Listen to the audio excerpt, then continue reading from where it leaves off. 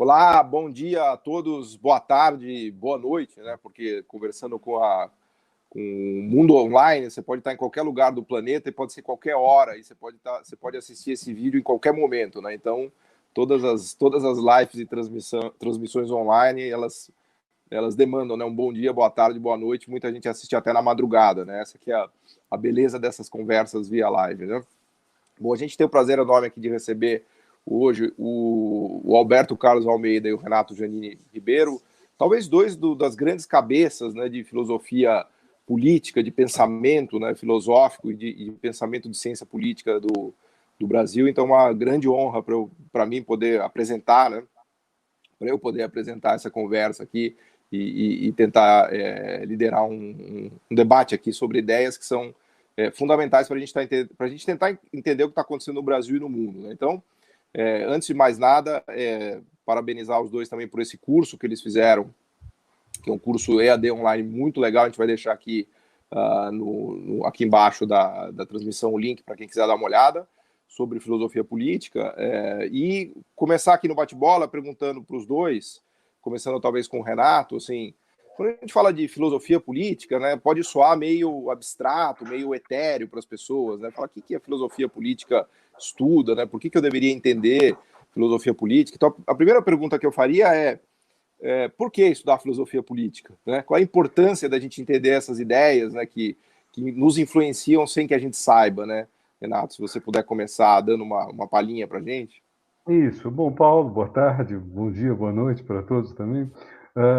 Acho que porque a filosofia política no Ocidente, que é que a gente estuda, a gente não costuma estudar a filosofia política oriental, que também existe, mas a filosofia política vem há mais de 2.400 anos, pelo menos desde Platão, definindo teorias grandes, teorias importantes.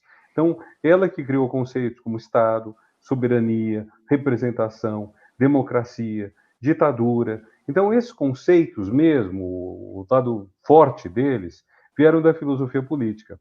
A ciência política é mais recente, ela tem, dependendo do que você quiser, se quiser datar de Montesquieu, que é uma possibilidade, que é um dos autores que a gente estuda no curso, você tem nem 300 anos. Então, você tem uma coisa mais próxima, que está mais preocupada com o funcionamento do Estado no dia a dia, com as eleições, com as campanhas, com a governabilidade. Agora, tudo isso se baseia muito nesses grandes conceitos. Então, é muito difícil você estudar, discutir a política sem entender, por exemplo, o que é o liberalismo. Vamos pegar algo que é um conceito muito forte que está no espectro democrático, tem uma visão mais de direita, tem uma visão Mas mais não é o liberalismo proprietária. econômico, né? Desculpa interromper, É o Renato, não é o liberalismo. liberalismo O econômico, é o liberalismo é um liberalismo pacote político. conjunto. Liberalismo é um pacote conjunto. Ele vem da ideia de que você tem que desenvolver a liberdade do indivíduo e que esse indivíduo teria como ideal o empreendedor, o proprietário. É a ideia de Locke, proprietário de si próprio. Agora, disso vem também todas as liberdades pessoais, que Locke não vai desenvolver, mas que Stuart Mill mais tarde vai desenvolver, inclusive defendendo no século XIX os direitos homossexuais. Então, você tem aí certos conceitos importantes que as pessoas usam às vezes de maneira trivial. No Brasil, por exemplo, essa expressão "eu sou liberal na economia, conservador nos costumes", isso é uma aberração, tem pé nem cabeça. Quer dizer, se você é liberal, você tem que defender a liberdade do indivíduo. Esse é o ponto crucial. E a liberdade do indivíduo quer dizer, você tem que eliminar todas as ervas daninhas que impedem essa planta preciosa que é o indivíduo de florescer. E cada um vai florescer diferente, cada um de nós três é diferente. E o importante é essa diferença. Por isso que não dá para você ser conservador, vamos dizer, nos costumes, na política, sei lá, e dizer só na economia que eu sou liberal. O liberalismo não é apenas contra o Estado. Ele também será contra qualquer repressão. Se a igreja reprimir a livre expressão da sexualidade de uma pessoa, sem fazer mal a ninguém, o liberal vai protestar, o liberal autêntico, né? Então, um pouco isso que eu acho que é o papel da filosofia política. E se for, Alberto, se você for liberal nos costumes e mais a favor da regulação do Estado como eu, aí como é que fica essa história aí do ponto de vista da Paulo, é filosofia interessante. política? Deixa eu falar, esse negócio é interessante, que quando o Renato e eu decidimos, né, preparar o curso, né, A gente, pô, você vai preparar o curso dentro daquilo que você foi formado, né? Você não vai dar um curso fora do que você não sabe, né? E aí a gente falou, pô, eu acho que o Fernando Henrique cita algum pensador que disse uma vez que a América Latina, o Brasil, ele pertence ao Extremo Oriente, perdão, ao Extremo Ocidente. Né? Nós não somos Ocidente, nós somos Extremo Ocidente. O Ocidente é a Europa e Estados Unidos, né? Canadá, né? Nós somos Extremo Ocidente. Né? No Extremo Ocidente, nós fomos treinados na maneira de pensar, no pensamento ocidental, não tem jeito. Né? E aí é interessante, viu, Renato, que o Paulo tem um curso em conjunto com o Elias Jabor, que é sobre a China, né? Que eles estudam lá como é que é estruturado a China. A gente não estuda no Brasil, né, o pensamento político chinês. É claro que existe alguma filosofia política chinesa, é evidente, mas a gente não faz a mais porca ideia da qual seja. Né? E se soubesse, ela não se encaixaria na nossa vida. O mais curioso é isso. Você poderia, de fato, estudar a filosofia política chinesa. Ela existe, eu não sei qual é. Ignoro inteiramente, 100%, ignorância de 100%. Ela existe. A única coisa que a gente sabe é que isto existe. Pouca gente deve ter lido, está lá em mandarim os principais textos, talvez não tenha tradução nem para o inglês. Agora, mesmo que nós decidíssemos fazer um curso aqui de filosofia política chinesa, ele não seria útil porque não seria o que as pessoas portariam. Eu me lembro, né, Renato, a gente conversando sobre o curso, o Ocidente está baseado na ideia de conflito, de competição. É impressionante isso. Toda a nossa filosofia política, ela tem sempre a ideia, ela nasce com a ideia de conflito. Você precisa do governo, você precisa do Estado, o Leviatã de Hobbes, porque existe um conflito que impede a sociedade de existir. Então, olha, o tempo inteiro... A ideia do contrato, né? A ideia do contrato, né? Do contrato. O tempo inteiro quando você fala do liberalismo econômico, a ideia de que você tem interesses que são divergentes, né? O Adam Smith, né? Você tem o interesse do indivíduo e tem o interesse da sociedade. Né? O Adam Smith vai dizer que tem uma identidade natural do interesse do indivíduo com o interesse da sociedade. Se o indivíduo procura o interesse dele, ele gera o interesse da sociedade. Outros vão dizer que não, precisa do governo. Não, mas veja, Roberto, fazendo justiça ao Adam Smith, na teoria dos sentimentos morais, ele tem uma postura um pouco diferente, né? Que acho que até um livro anterior à Riqueza das Nações, né? Então ele tem, aliás, o Adam Smith tem várias contradições, né? Eu diria que essa é uma delas, né? Agora, eu acho que... Mas o mundo é assim. Brasil, essa coisa do... Vai lá. Não, o mundo é assim, o mundo é cheio de contradições, você está falando certo. Porque tem, olha, essa noção, a gente fala isso no curso. Você tem a identidade natural dos interesses. O que é a identidade natural? Ao buscar seu interesse privado, você gera um benefício público. Isso acontece, é um fato, isso acontece. Mas também o outro acontece, o oposto. Ao buscar seu interesse privado, você gera um malefício público. Então, qual é o caso típico? O caso do criminoso. O criminoso está buscando o interesse privado, vai roubar alguém, ele vai satisfazer o interesse privado dele. Agora, ele está gerando uma insegurança social. Ele está prejudicando aquele indivíduo que ele roubou e está gerando, um malefício público.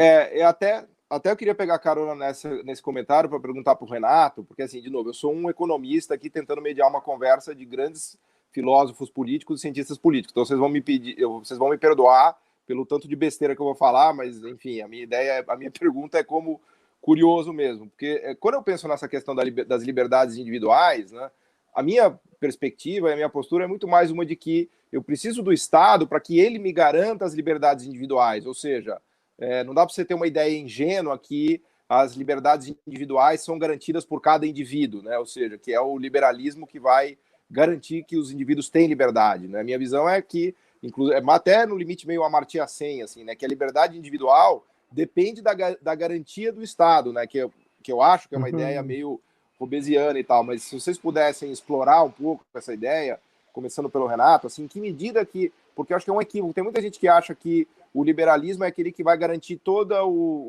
vamos dizer assim, o direito privado das pessoas, quando na verdade se a gente olhar por uma linha mais de oportunidade, né, de garantir, sei lá, a educação, a saúde, a oportunidade de emprego, a ter uma vida digna, no final do dia você vai ver que sem o Estado nada disso é possível, né, Renato? Enfim, queria obviamente te ouvir sobre isso, né?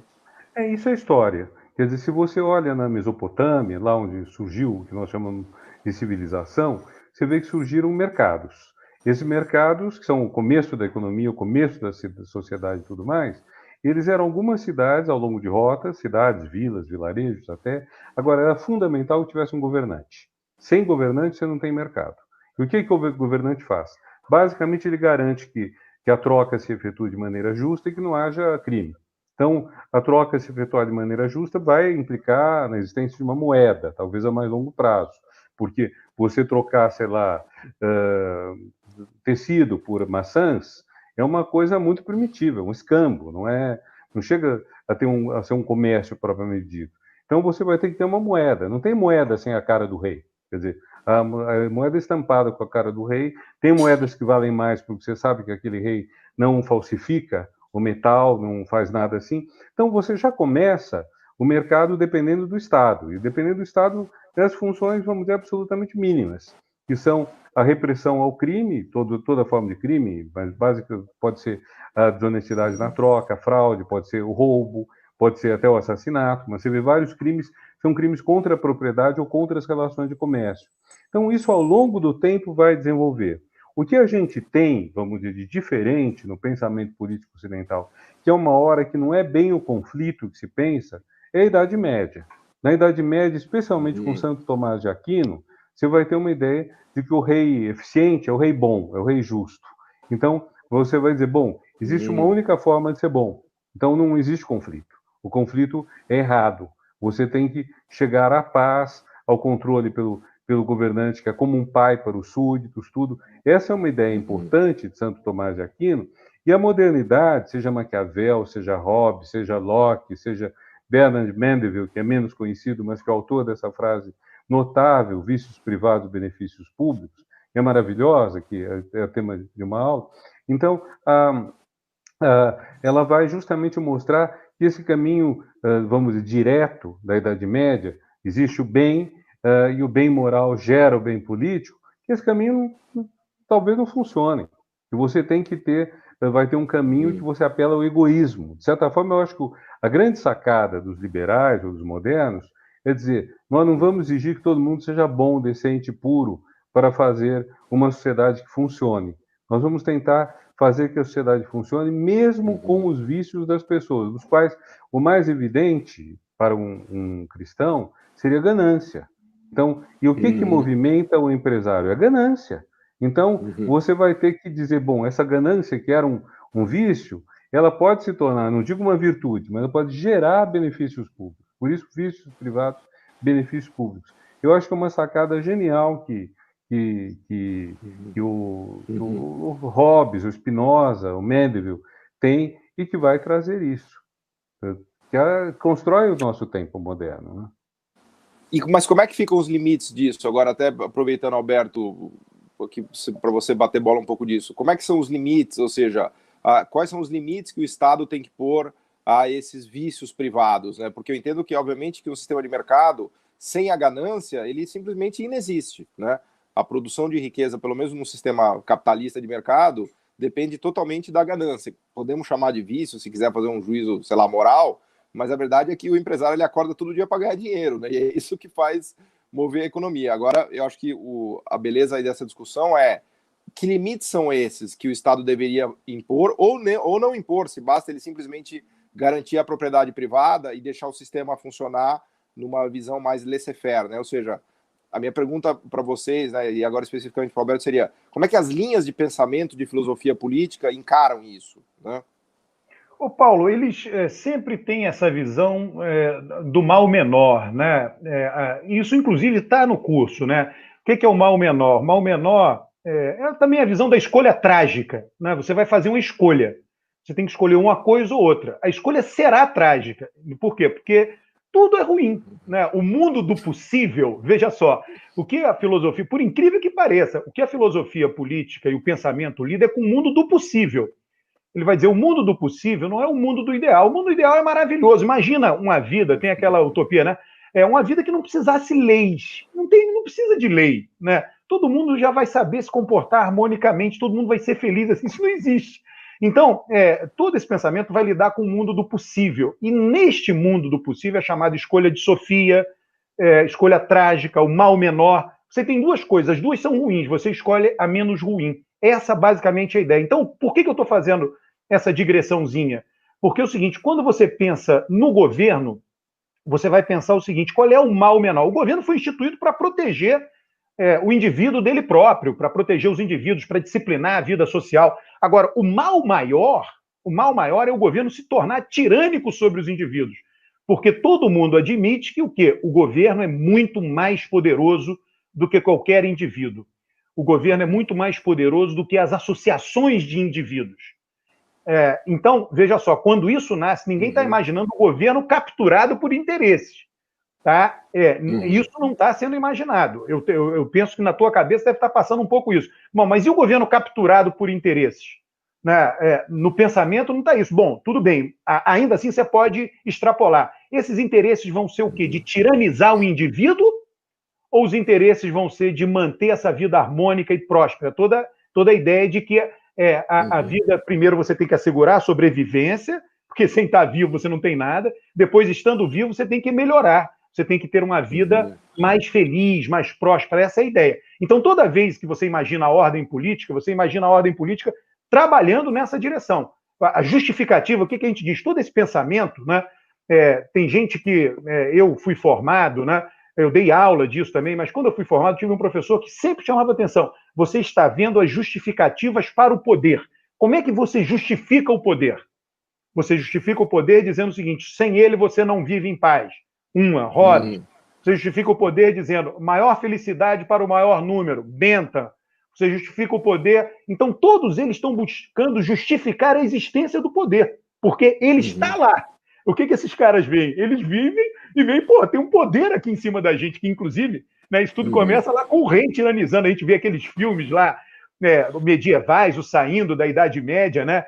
Os enviados do rei pilhando aquelas aldeias de camponeses, matando crianças, matando mulheres, roubando. O que esses caras queriam? Pô, isso não pode continuar assim. Vamos aqui justificar o poder. O poder assim não pode continuar existindo. Então, nasce dali.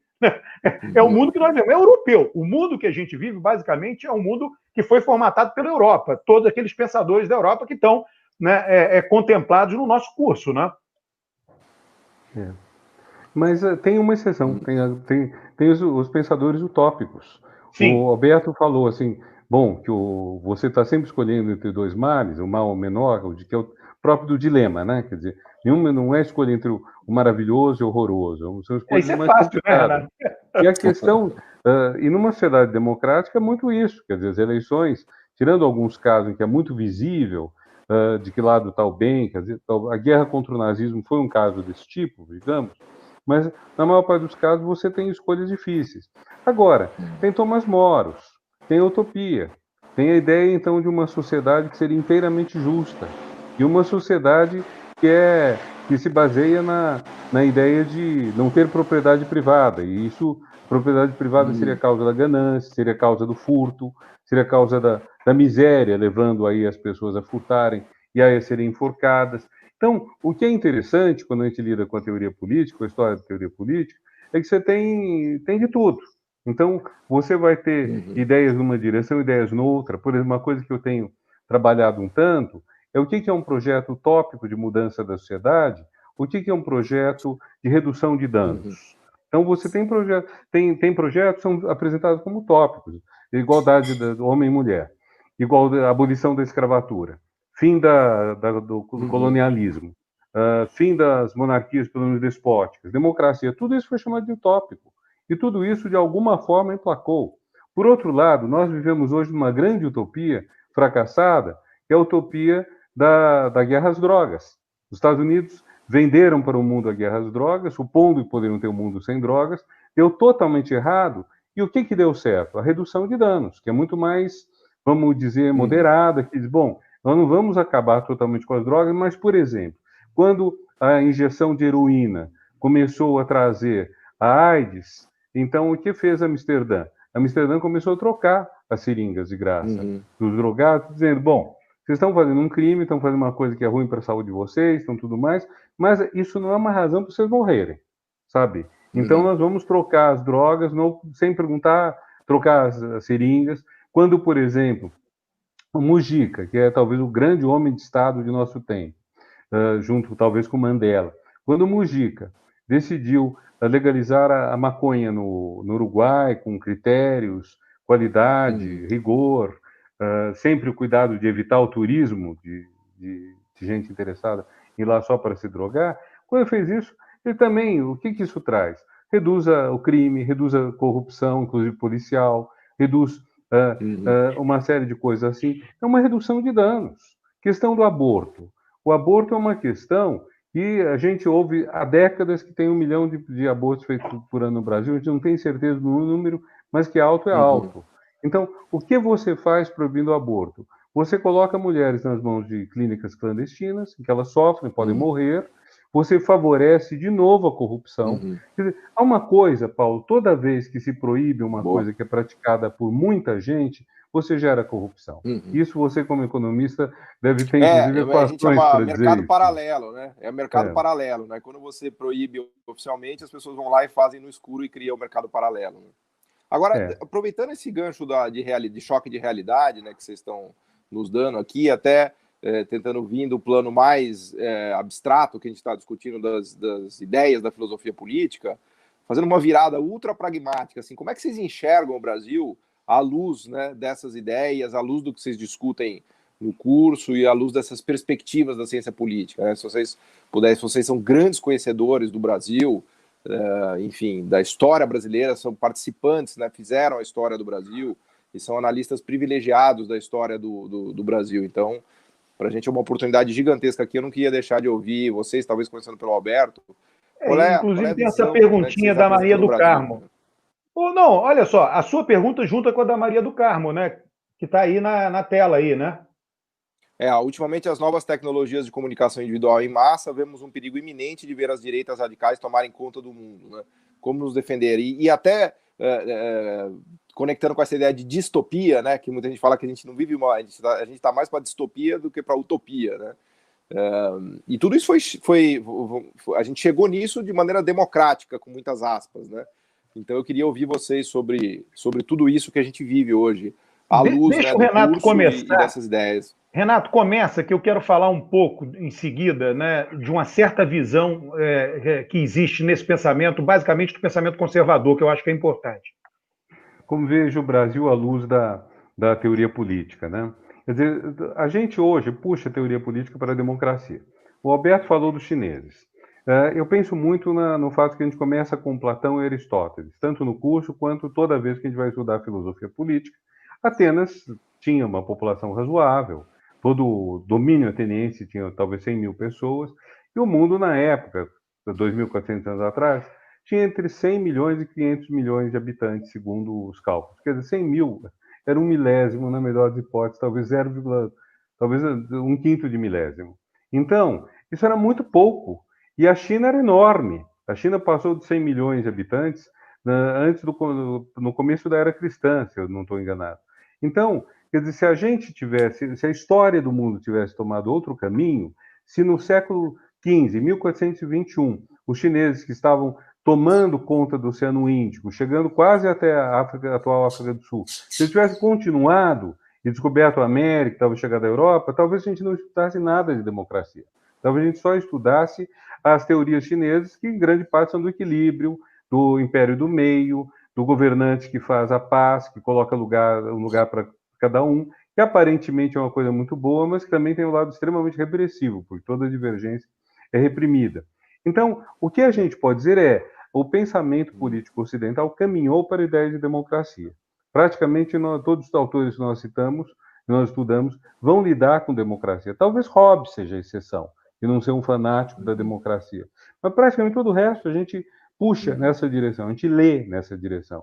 Então, o que a gente vê hoje no Brasil é uma crise da democracia muito aguda, que não é só no Brasil, ocorre nos Estados Unidos, de países envolvidos hoje só nos Estados Unidos propriamente, depois que a Itália se redemocratizou com a saída da extrema-direita do poder, mas a Áustria também ejetou a extrema-direita do poder. Então, nós temos hoje uma situação em que a democracia está em risco em vários países do mundo, e um deles é o nosso, infelizmente. Então, o que a gente vê é uma questão... eu diria que a teoria política aponta os caminhos errados. Aponta que se fala num liberalismo que não é liberalismo, que é falso, se fala em liberdade do indivíduo para fazer coisas que não fazem parte da liberdade do indivíduo. Eu não tenho liberdade, por exemplo, de não me vacinar, uma vez que a vacina é um pacto social pelo qual você gera um clima, um ambiente biológico de imunidade. Quer dizer, então, se as pessoas começam a não vacinar, você tem a volta de doenças que estavam praticamente extintas. Então, você não tem a liberdade, por exemplo, de sair na rua cuspindo na cara das pessoas ou mesmo soltando perdigotos nas outras pessoas, que são uma forma de contágio do coronavírus. Isso tudo não faz parte da liberdade. Para o nosso presidente, isso é liberdade. E para o nosso presidente, liberdade de expressão não é aceitável. Quer dizer, é um pouco uma inversão de todos os valores que nós temos nele e no Trump. Eu tenho a convicção, Paulo, de que isso tem várias razões. Uma é a grande crise econômica desde 2008, indo e fazendo que as pessoas sintam carências e, por isso, elas esposem qualquer coisa radical que surja. Mas eu penso também que existe um lado de que o mundo avançou em termos de liberdade tão rapidamente que houve gente que se sentiu deixado para trás. Sabe, o machista, o racista, e gente boa, não estou falando de gente ruim. Eu imagino até um homem que se casa hoje, que sabe que que ele é igual à mulher dele, não pode dar ordem na mulher, quanto mais bater na mulher, eles têm que chegar a um acordo, e eventualmente o pai ou o avô dele era alguém que, não digo batesse, mas que ditava todas as regras. Para esse homem, às vezes, esse mundo está muito estranho. Sabe a frase do Príncipe Charles para Diana? É uma frase terrível, né? Quando o Príncipe Charles diz para Diana: por que eu vou ser o primeiro príncipe de Gales que não vai ter amante?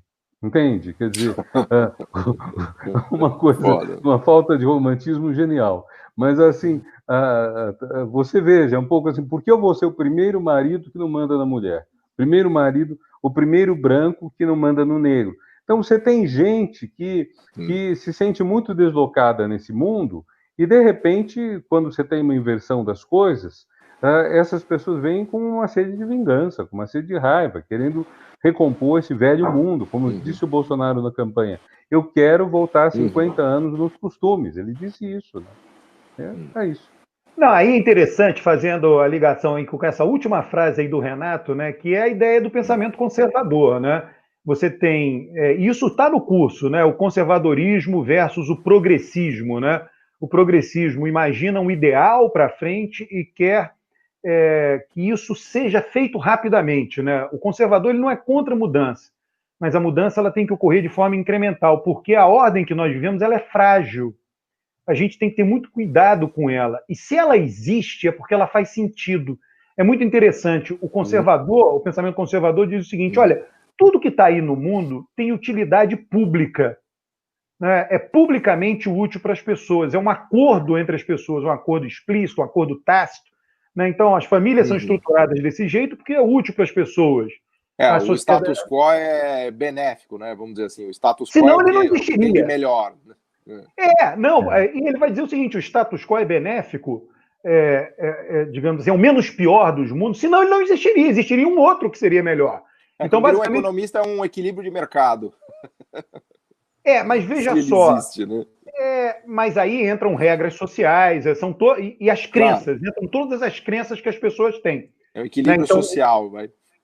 O conservador vai valorizar esses laços. Quando o Bolsonaro diz voltar, isso aí não é conservadorismo, tá? Isso não tem nada a ver com o pensamento conservador, isso é reacionário, né? O conservador admite que haverá mudanças, mas ele tem muito medo que a mudança faça ruir aspectos da estrutura social. Então, as mudanças têm que ser incrementais, porque se não derem certo, você volta ao que você tinha mudado.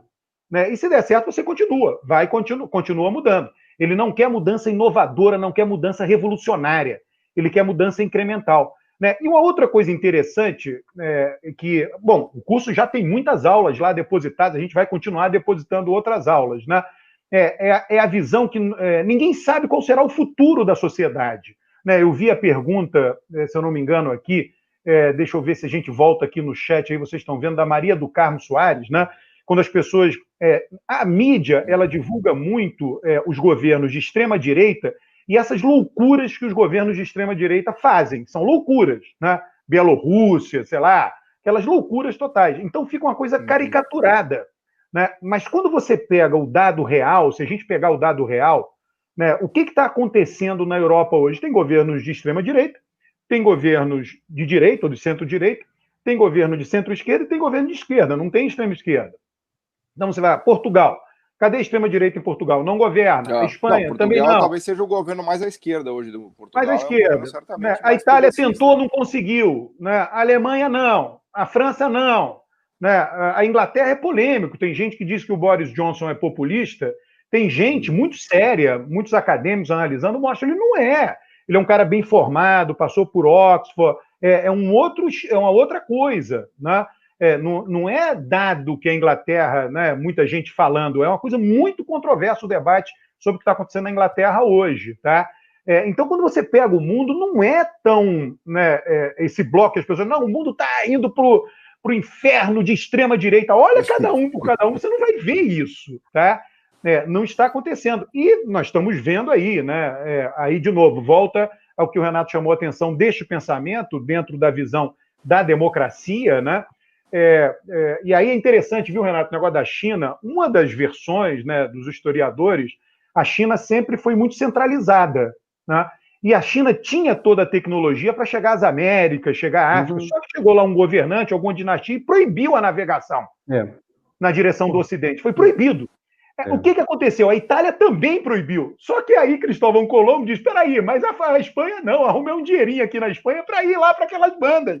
Entendeu? Então, como a Europa é toda fragmentada e cada nação competindo uma com a outra, essa competição levou a uma expansão que a China centralizou e disse, não, agora é a hora que não. Se ela dissesse, não, vamos conquistar, todo mundo hoje falaria mandarim. Entendeu? Outra forma de dizer isso é que talvez a sociedade chinesa fosse mais independente do Estado do que não, o contrário. A sociedade europeia fosse mais independente dos governantes, até pela fragmentação que você mencionou, do que a sociedade chinesa, porque é uma coisa totalmente maluca.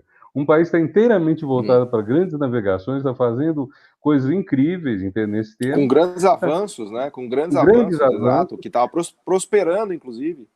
Estava.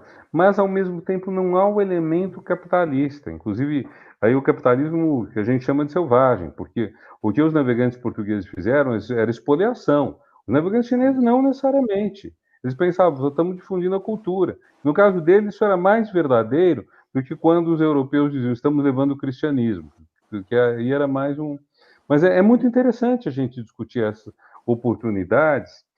Eu posso responder uma pergunta de um ouvinte, Paulo? Claro. A ideia o Gabriel perguntou como isso da política se conecta com uma visão de classe.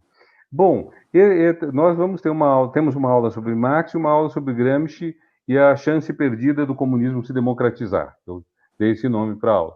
Então, só para dizer rapidamente, a grande sacada do Marx é que realmente você tem lutas de classe, a economia se constrói em função de lutas, de conflitos. Então, o conflito não está só na política, está também na economia. Esses conflitos não são por acaso, não são uma coisa que você supera, tornando todo mundo amigo. Eles são criativos mesmo da economia, qualquer economia, mas sobretudo a capitalista.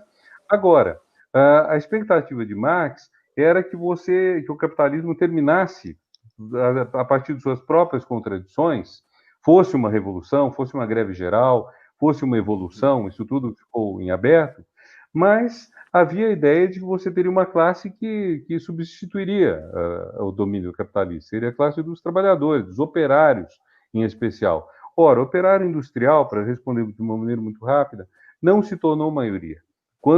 Enquanto decaía o número de camponeses e aumentava o número de operários, mas chegou um certo momento em que surgiu o setor que chamamos de serviços, para simplificar muito a coisa. E esse setor foi se agigantando, foi ficando muito grande. Então, uma ligação de classes, no caso do marxismo, continua muito ligada à ideia do operariado fabril, do setor industrial, como um setor pujante, como um setor que lideraria, cujos trabalhadores liderariam as coisas. É mais difícil entender o setor de serviços, que é um setor que, inclusive, de um ponto de vista marxista, a gente diria, tem uma cabeça muito de classe média, uma cabeça diferente, não é Não é um setor de fácil adesão à esquerda, não é. Então, para resumir muito a questão da basta ligação... ver o que aconteceu no Brasil, né? O Brasil é um belo exemplo disso que você está falando, né? Pois é. Aqui no Brasil você tem todo esse deslizamento para a direita de gente que, inclusive, subiu de vida nos governos do PT. Então, o que aconteceu? Fernando Henrique, em 2011, escreveu um artigo dizendo mais ou menos o seguinte: o PT está melhorando a vida dos pobres, quando eles se tornarem classe média, é para a gente. Nós vamos ter as propostas para eles. E acho que o grande erro do PSDB foi ter ido para o impeachment em vez de conquistar esse eleitorado, esse público, né? Agora, veja só, Renato, uma coisa importante, né? Você chamando a atenção às coisas de Bolsonaro, né? Bolsonaro tem um elemento dele, né? Essa é uma aula que nós vamos ainda fazer, né? Tem um elemento dele nietzschiano, a coisa de Nietzsche, a coisa de super-homem. Tem um elemento dele de super-homem. Essa extrema-direita tem esses elementos. É uma mistureba disso aí, de pensamentos. Né? Tem elementos conservadores, tem pessoas conservadoras. A religião, ela tem um aspecto estruturante da vida. Tá? Ela estrutura a vida de muita gente. E os pensadores sempre chamaram a atenção, sempre dialogaram com a religião, seja, né, quebrando determinadas coisas que a religião dogmatizava, digamos assim, dogmatiza até hoje, mas dizendo, olha, não creiam nisso, seja aderindo a ela para possibilitar a ordem. A gente não tem ordem em nenhum lugar do mundo até hoje. Os países menos religiosos são os países nórdicos, né?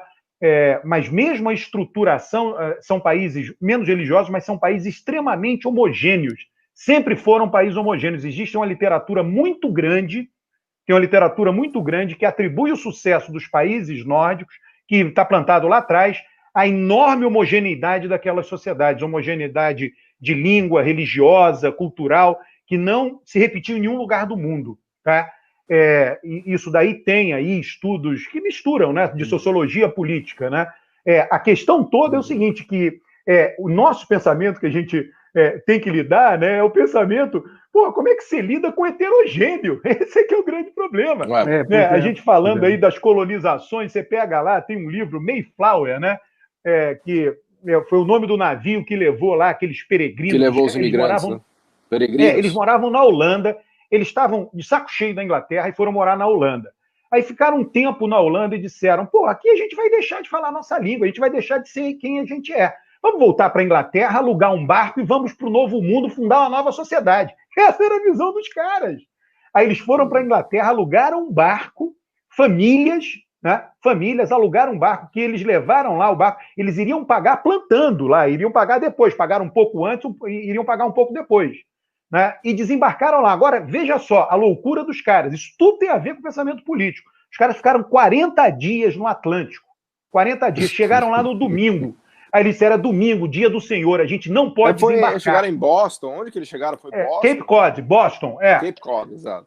Né? Aí chegaram lá e disseram assim, os caras eram tão fanáticos, religiosos tão fanáticos, depois de 40 dias de céu e mar, eles disseram, não podemos desembarcar hoje. Por quê? Porque hoje é domingo, é dia do Senhor. A gente não pode desembarcar. Ficaram um dia a mais dentro do navio, em condições insalubres. Veja só a loucura. E nesse dia escreveram elegeram um governador dentro do barco e escreveram uma convenção que os governaria quando eles desembarcassem. Tá? Incrível. Então, veja aí sendo plantada a ideia de que você tem que ser refratário, né? Você precisa do governo, mas você é capaz de fazer aquilo comunitariamente. Tá? Essa é a noção. E peregrinos fanáticos, baseados em quê? Na religião! Na religião! Você pega, olha aqui, Renato, a gente estava outro dia vendo um vídeo aí. Todos os homens são iguais. Homens, mulheres, enfim. Cara, tá bom, isso daí, nós aceitamos isso. Mas nós somos iguais? Não, ninguém é igual, é todo mundo diferente. A gente aceita alguma coisa e a gente implementa na vida alguma coisa que não é a realidade. Peraí, Alberto, peraí. Nós somos iguais em direito. O que nós não somos é idênticos. Eu acho que idênticos não somos, mas Não, iguais em não. direito. Sim, Você mas tem que dizer iguais no quê, né? O próprio Hobbes, quando ele vai falar do estado de guerra, ele diz: nós somos iguais na força, o suficiente para o mais fraco matar o mais forte. Quer dizer, não é uma igualdade exata. Eles são tão iguais que é meio paradoxal você falar tão igual que, porque você diria, não tem meio igual, né? Não tem meio grávido. Então, mas são tão iguais que o mais fraco pode matar o mais forte. Só esse ponto aí, quer dizer, acho que não são. Ô, Renato, mas tem o seguinte, as constituições, a própria declaração norte-americana lá, dos fundadores, todos os homens são iguais. Eles Então, não mas falam todos, eles não é, continuam dizendo Mas sim, perante a mas a lei. ideia de. Não é perante a lei, porque, pelo que eu entendo, é uma tentativa de dar igualdade, né? E não de Não, dizer que todos são os homens iguais. são iguais, porque está na Bíblia. Está na Bíblia. É algo que não tem a ver com a filosofia, ela vem da religião. A Bíblia diz, tem Deus lá em cima e tem o que ele criou. Todo mundo é filho de Deus. Todo mundo é igual porque todo mundo é igualmente filho de Deus. É uma crença. E nós vivemos dentro dessa crença. Não tem nada demais isso. É muito interessante. é. Nós Agora, fazemos... As demandas do mundo têm a ver com essa nossa crença, que é uma crença cuja origem é religiosa. Aí a pergunta que eu queria puxar um pouco para a discussão da democracia, né? Porque é um tema que eu acho que é, enfim, importante a gente discutir, que vocês discutem no curso, sobre as formas de democracia, o tipo de democracia e democracias não democráticas, se não é que liberais. isso existe, né? Então, eu brinquei de falar não democráticas, né? No sentido de tá que bom, tá bom. Você as fez de pessoas propósito. que é quase que uma ideia de que a pessoa ela acha que ela tem algum poder, mas ela não tem. Mas enfim, isso é uma brincadeira minha, uma visão que eu lancei aqui. Mas queria ouvir um pouco de vocês a questão da democracia. Como é que vocês veem a questão da democracia no mundo, no Brasil, nos Estados Unidos, enfim, diante dessa perspectiva que vocês trazem no curso, né? E até se puderem explicar um pouquinho para as pessoas, né, para quem é leigo, para entender a definição mais formal de democracia, ou quais definições a gente poderia usar, em que medida, por exemplo, o Brasil é democrático, ou em que medida ele não é democrático, se é que a gente pode colocar dessa maneira, assim, bem no sentido de explicar para as pessoas, né, no sentido de dar uma palhinha aqui para a gente dar uma mini aula disso, né? Começo? Pode Olha, ser. a democracia teve um grande avanço, quer dizer, no tempo de Atenas, né? 1/1000 da população mundial talvez vivendo em democracia. Depois dos anos 80, quando caem as ditaduras comunistas e caem as ditaduras de direita na América Latina, você chega perto de metade do mundo que tem liberdades pessoais e liberdades políticas. Digamos, grosseiramente falando, é perto de metade do mundo. A Índia é gigantesca. A China não é democrática, mas a Índia está batendo no 1 bilhão de habitantes. Se você vai somando, eu já fiz a conta, está perto disso, perto de metade da população mundial. Então, isso é um avanço gigantesco. Essa história é muito boa. O problema é qual a qualidade dessa democracia. Quer dizer, essa democracia, no que ela consiste, o que ela traz.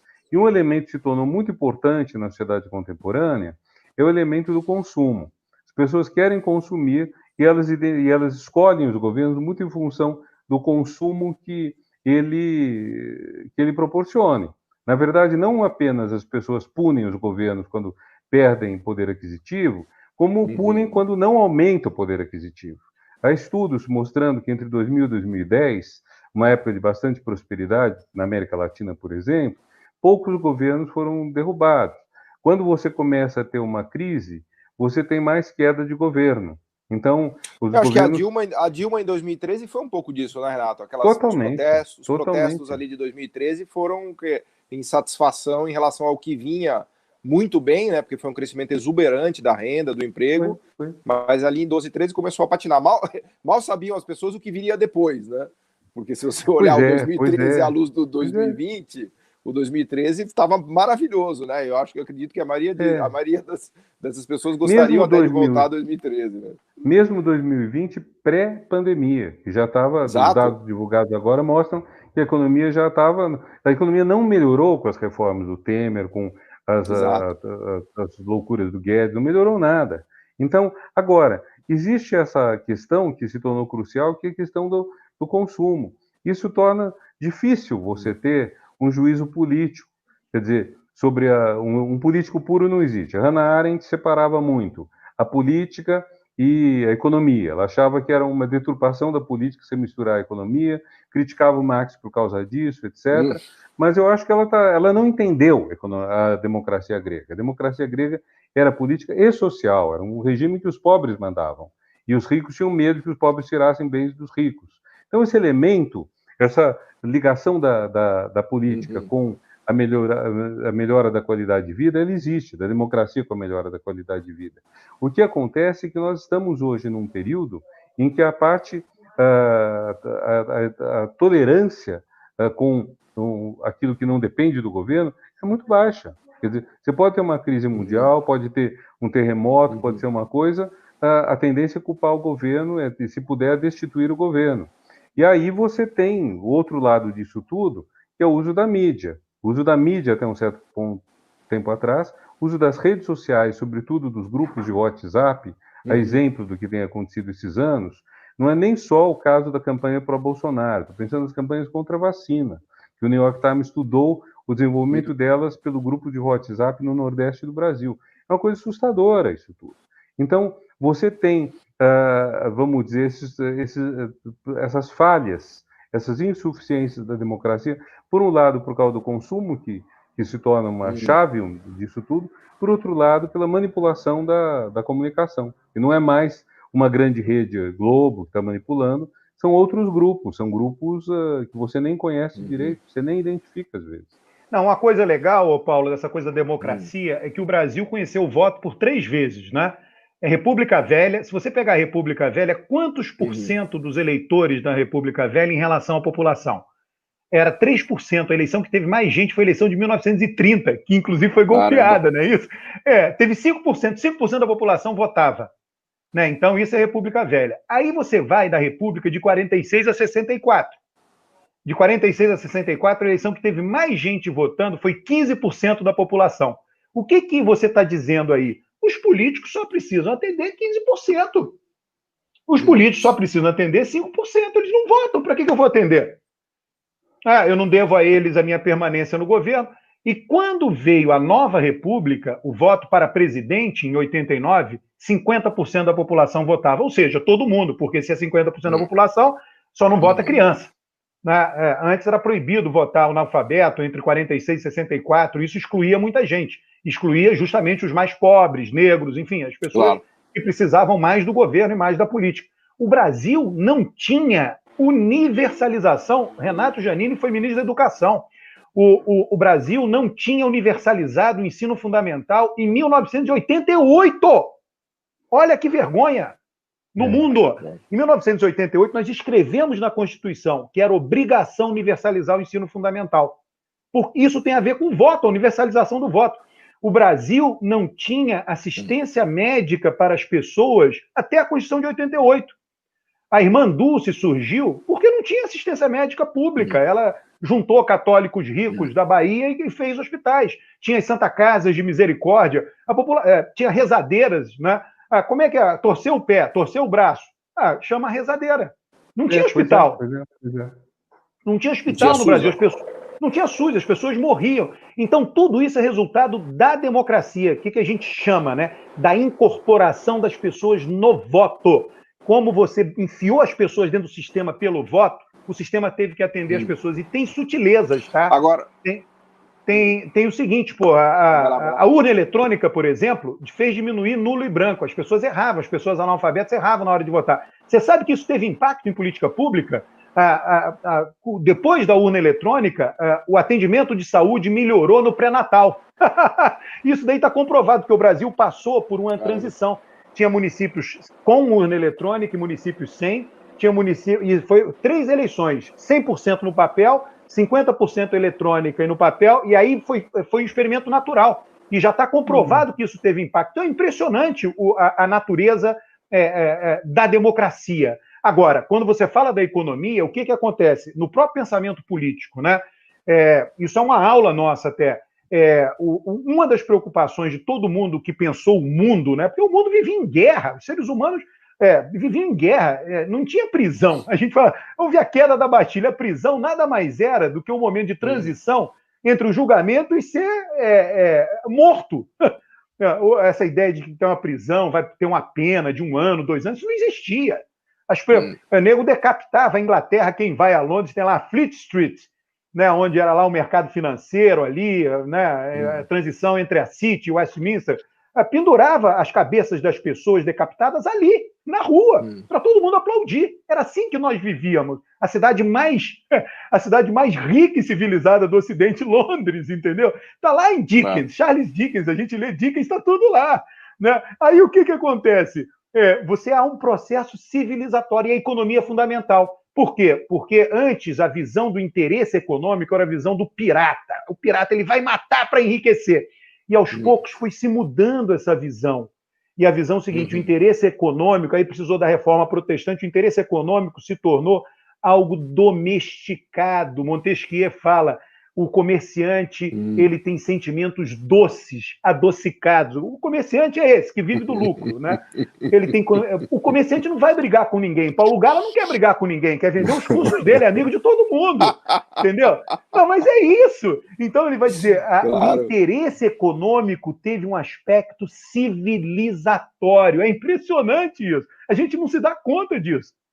É verdade. Agora, eu queria até puxar essa conexão que vocês fizeram de... A gente já está chegando aqui em quase uma hora. Final, até já meio que encaminhando aqui para o final. Eu queria puxar essa conexão, né, que o Renato fez da economia, da democracia, né, nesse contexto de tudo que a gente está falando, para pensar o futuro um pouquinho do Brasil. Né? A gente tem uma situação de democracia sob ameaça, né, na parte que diz respeito ao governo, mas, por outro lado, o Congresso trabalhando em uma direção, isso que eu queria ouvir de vocês, o Supremo na outra. Quer dizer, como é que vocês avaliam o regime democrático brasileiro? Se é que ele vai sobreviver, eu acho que vai, mas, obviamente, eu queria ver vocês, se ele tem força, se ele é vibrante o suficiente, agora no que diz respeito à sociedade civil, né, e à sociedade brasileira, e menos no tocante ao governo, no sentido da gente enxergar um futuro melhor, né? Vocês veem que a nossa democracia poderá e conseguirá dar uma resposta para essa situação ridícula que a gente vive? Ou vocês estão mais pessimistas, né? Como é que vocês enxergam a democracia no Brasil e o que a democracia poderá fazer no Brasil nos próximos anos, né? Tentando só, para concluir, olhar um pouquinho para frente e, obviamente, se valendo de tudo que vocês discutem lá no curso e da cabeça que vocês têm de grandes conhecedores disso, né? Você quer começar, Alberto? Pode ser. Aí você encerra, a gente fecha aqui o nosso bate-papo. Olha, eu acho que o Brasil é um país de Montesquieu, né? para lidar aí com um dos pensadores que a gente trata no curso. Em que sentido o Brasil é um país de Montesquieu? Isso aqui é o país da divisão de poderes. O poder aqui é imensamente dividido. Como é que eu falo isso de uma maneira exagerada, assim, hiperbólica, caricatural, tá? Eu digo assim a seguinte frase: no Brasil todo mundo tem poder de veto. Não pegue literalmente essa frase, não chega a ser exatamente isso. Mas pensa que é quase isso. O presidente da Câmara tem poder de veto. O presidente do Senado tem poder de veto. O presidente do Supremo tem poder de veto. Tem decisões monocráticas do Supremo Tribunal Federal. O presidente da República também, você esqueceu. Tem um poder de veto formal. Né? Inclusive, tem. Agora, você vê, porra, um ministro do STJ, o STJ tem dezenas de ministros, um ministro do STJ afasta um governador de Estado. O que é isso? Né? Eu não estou aqui. Fantástico isso, uma coisa que realmente eu fiquei chocado com isso. Mas isso daí mostra que Montesquieu, o Brasil deve ser um dos países onde as ideias de Montesquieu mais prosperaram, entendeu? Você pega na economia, o Paulo Gala, na economia. Você quer tem uma ultra divisão de poderes. Esse que ultradivisão de poderes. Ultradivisão de poderes. Por isso que eu acho que a democracia aqui sobrevive. Né? Daí isso ser eficiente para tomar decisão, melhorar, é complicado. Tudo no Brasil é muito custoso. Paulo, você que é da economia, porra, você sabe, inflação no Brasil.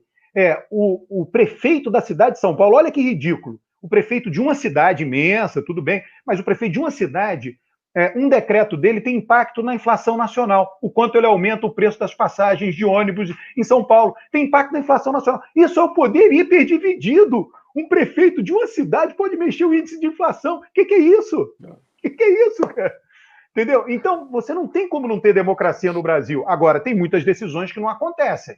Eu fico vendo, Paulo, inclusive é uma preocupação minha em nossos diálogos e tudo, nas nossas lives, a visão da economia, o que você prescreve para a economia, eu concordo. Agora, quais as instituições que vão coordenar isso? É complicado, é difícil, justamente por causa desse poder imensamente dividido. Isso é que, como cientista político, eu fico pensando como solucionar.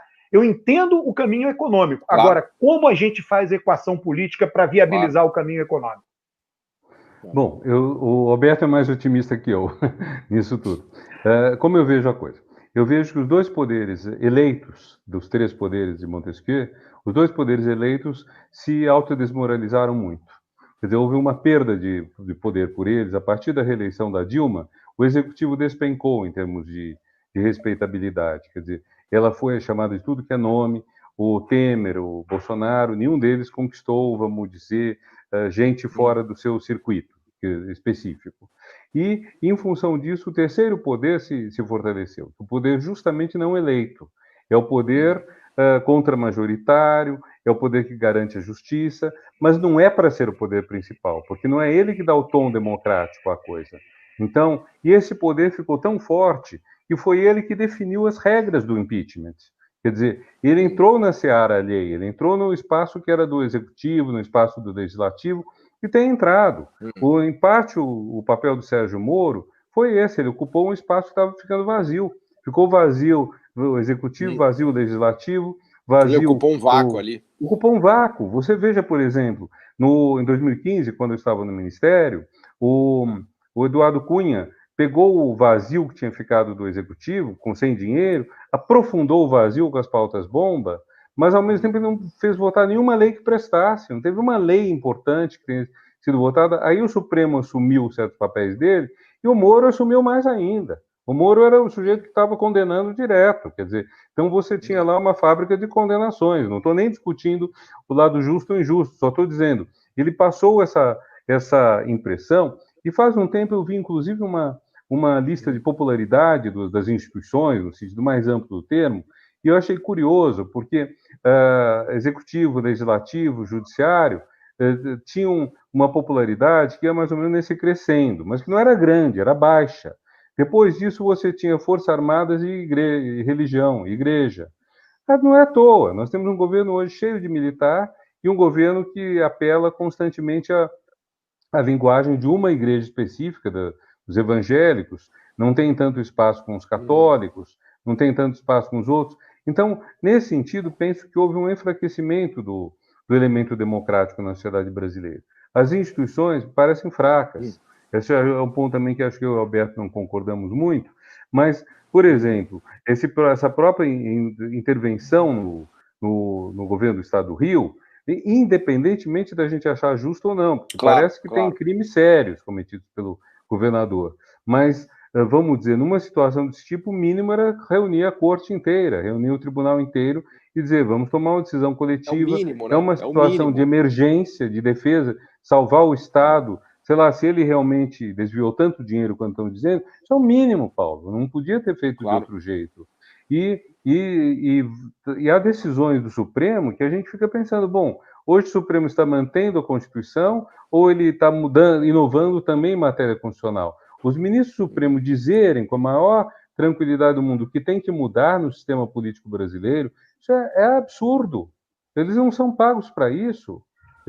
Não é o papel deles democrático. Então, nesse sentido, nós estamos numa situação complicada. O fato também de que a mídia... você veja, por exemplo, a Globo não elege nenhum presidente desde 1998. Ela perdeu 4 eleições para o PT e uma para o Bolsonaro. Agora, ela conseguiu ter um papel para tirar a Dilma. Isso ela conseguiu. Não conseguiu... o poder negativo, não o poder positivo. Poder negativo. Não sei se terá esse poder contra o Bolsonaro. Agora, você vê também que existe esse jogo de muitos poderes, é verdade. O que talvez tenha sido dificuldade da Dilma é que, pelo meu cálculo, eu desenvolvi isso no meu livro A Pátria Educadora em Colapso. São as memórias minhas de ministro. Então, para você governar o Brasil, você tem que ser capaz de ter um bom diálogo com 100 a 200 atores principais, que são desde ministro Supremo, presidentes das casas do Congresso, presidentes, os grandes nomes do PIB, TCU... Comunicação, mídia, né? comunicação, mídia, você tem que ser capaz de articular todo esse pessoal. Você não vai conseguir todos, unanimidade, mas tem que conseguir uma ampla maioria, o que Fernando Henrique e Lula fizeram muito bem. E o que a Dilma não conseguiu, ou não era do feitio dela, e o que Temer, de certa forma, esse pessoal o engoliu, porque eram quem tinha colocado o Temer, basicamente, lá. E agora, no caso do Bolsonaro, eu sinto que essa gente está muito perdida, sabe? Tem uma parte que o PIB, por exemplo, a Fiesp faz tudo para acreditar que esse governo vai fazer o que ele nunca fará. É uma coisa maravilhosa você ver o nível de auto-engano da Fiesp. É maravilhoso. Mas, enfim, eu sou preocupado, Paulo, eu sou preocupado. Eu achei fantástica essa visão que você coloca, né, do Poder Judiciário assumindo o espaço deixado pela fraqueza da nossa democracia, né, uma perspectiva, ou até mesmo causando, se você quiser fazer, agora eu que estou dizendo isso, né, até mesmo causando, se você quiser uma visão mais, enfim, mais extremada que eu coloquei aqui. Mas as duas coisas. Vamos concluir, agradecer. Pode ser, como diz um economista, um sistema de retroalimentação, né? Ou de causação de via dupla, né? Que um causa o outro e o outro causa um, né? Então você pode ter uma coisa que um retroalimenta o outro. Mas, bom, essa conversa aqui está ótima. Quem quiser muito mais dessa conversa, tem lá no Paulo curso. Aí deu uma... Você tá ouvindo o Paulo aí, Renato? Tô. Eu tô ouvindo. Você está me ouvindo? Eu estou ouvindo e vendo vocês perfeitamente. Você está me ouvindo, Renato? Eu acho que é só o Alberto que... Agora eu estou ouvindo. Tá. Não, agradecer aqui a conversa de vocês, só vou passar para vocês falarem alguns comentários finais, mas fazer a propaganda do curso, eu acho que é um privilégio, né, ter duas cabeças como a de vocês reunidas num curso, com essa tecnologia do EAD, que é muito legal, né, então assim, jamais vocês poderiam encontrar, seria muito difícil vocês encontrarem o Renato Giannini Ribeiro e Alberto Carlos Almeida conversando durante 20 horas ou 10 horas, não sei exatamente quanto que já está a duração do curso. Isso só é possível a partir dessas tecnologias, né, que é uma ferramenta maravilhosa, né, então você pode ter um acesso a um conteúdo fantástico, né, longo, né, e profundo, né, de duas pessoas que conhecem esse tema como ninguém. Então tem esse lado bom do avanço tecnológico, né, então fica aqui o meu convite para vocês se inscreverem no curso, fazer o curso, e aí eu passo rapidamente pro Alberto, pro Renato, só para a gente fazer dar um tchau aqui, fazer uma conclusão final, né. Obrigado, gente. Ô, Paulo, eu queria agradecer aí a sua disponibilidade de mediar essa nossa conversa, né? E chamar a atenção de uma coisa muito bacana, né? Renato e eu não precisamos concordar em tudo, a gente discorda. E a discordância vai permanecer. A gente não tem que concordar. Agora, é isso, a democracia, né? E esse pensamento que a gente aborda, ele justamente ele faz com que os homens convivam pacificamente, mesmo discordando, não tem problema nenhum. Eu acho que isso que é uma lição importante, né, para o mundo que a gente vive hoje, neste momento. Tá? Então, basicamente... É a grande sacada da modernidade. É como realmente você consegue fazer que a sociedade viva com bastante diferença, que é uma coisa que antes não havia, exigia unanimidade religiosa e tudo mais. Queria dizer que um dos objetivos principais, se não o principal do curso, é contribuir para melhorar a educação política brasileira. Quer dizer, o Brasil é um país no qual a tendência é muito grande a você difamar o inimigo. Você transforma o inimigo num canalha, geralmente ladrão, o grande termo que vem desde Gregório de Matos, há quase 400 anos, falando mal do governador da Bahia, que seria ladrão, segundo ele. Então, como nós não temos o hábito da crítica, fica muito complicado. E na democracia é fundamental que você tenha pelo menos duas linhas políticas divergentes, que podem se odiar, mas que sejam ambas igualmente capazes de governar, em direções diferentes, deixando gente descontente, mas governar para todos, em primeiro lugar, mesmo que não seja o meu governo ideal. E governar com competência e com honestidade. Aqui no Brasil, nós passamos um período todo que um lado acusava o outro de incompetente. Hoje, um lado acusa o outro de ladrão ou até mesmo de imoral. Isso está errado. E acho que a gente, percorrendo, fazendo uma viagem pela teoria política, a gente está tentando fazer que se melhore isso, que as pessoas saibam discutir em cima de propostas e não em cima de agressões. Boa, legal. Obrigado, gente. Foi prazer aqui, oportunidade. Espero que todos se matriculem lá no curso. onde vocês vão poder aproveitar muito mais aí do brilhantismo do Renato Giannini e do Alberto Carlos. Obrigado. Um abraço, muito obrigado. Prazer, Paulo. Tchau, então. Prazer foi meu. Obrigado.